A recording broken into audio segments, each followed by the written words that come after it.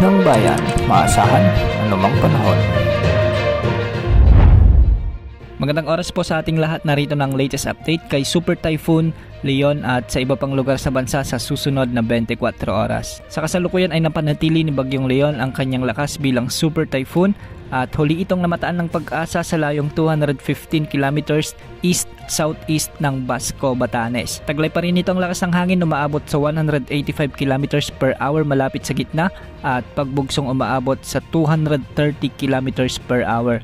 Medyo bumilis ang kilos nito sa 20 km per hour ng northwest o hilagang kanluran. At dahil nga sa patuloy na paglapit ni Bagyong Leon sa extreme northern Luzon ay itinaas na ng pag-asa ang tropical cyclone wind signal number 4 sa bahagi ng Batanes. Malalakas na pag-ulan at matitinding pagbugso ng hangin ang inaasahan sa lugar na ito sa susunod na 12 oras. Pinag-iingat po natin ang ating mga kababayan dyan na maging alerto at maghanda dahil posible rin ang matataas na pag-alon sa mga karagatan na siyang posibleng magdulot ng mga matataas na storm surge. Samantala, Tropical Cyclone Signal number 3 naman ang itinaas sa eastern portion ng Babuyan Islands at ang northeastern portion ng Cagayan. Nakataas naman ang Signal number 2 sa nalalabing bahagi ng Babuyan Islands, ang nalalabing bahagi ng mainland Cagayan, ang northern portion ng Isabela sa may Apayao, Kalinga, ang northern at eastern portion ng Abra at ang eastern portion ng Mountain Province kasama na ang Ilocos Norte. Samantala nakataas pa rin ang Tropical Cyclone Wind Signal number 1 sa nalalabing bahagi ng Isabela, Quirino, Nueva Vizcaya, ang nalalabing bahagi ng Mountain Province, Ifugao, Benguet, ang nalalabing bahagi ng Abra, Ilocos Sur,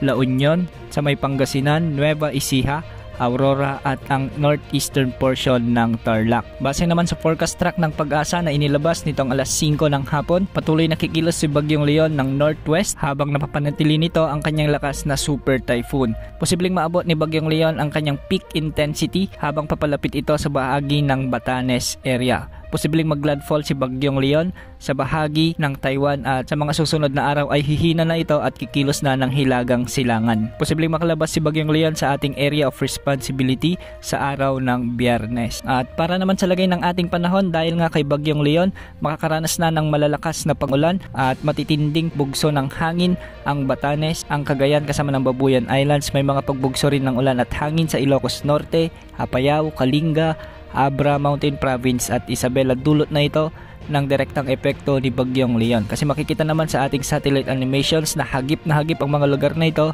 ng kanyang kaulapan.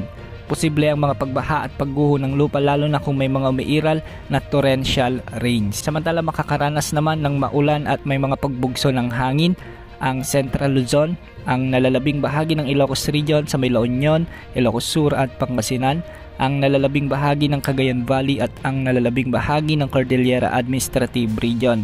Hindi rin inaalis ang posibilidad ng mga biglang pagbaha o pagguho ng lupa sa mga lugar na ito, lalo na kung may mga umiiral na malalakas hanggang sa matitinding pag-ulan. Samantala sa Metro Manila, ang buong Visayas, ang nalalabing bahagi ng Luzon ay makakaranas naman na maulap na kalangitan na may mga kalat-kalat na pag-ulan, pagkulog at pagkidlat.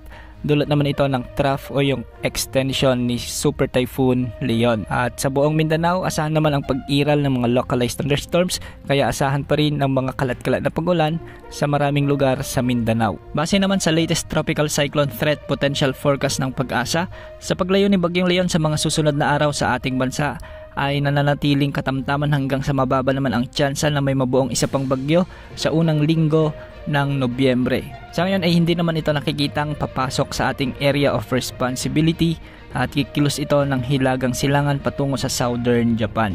Yan muna ang latest update sa lagay ng ating panahon.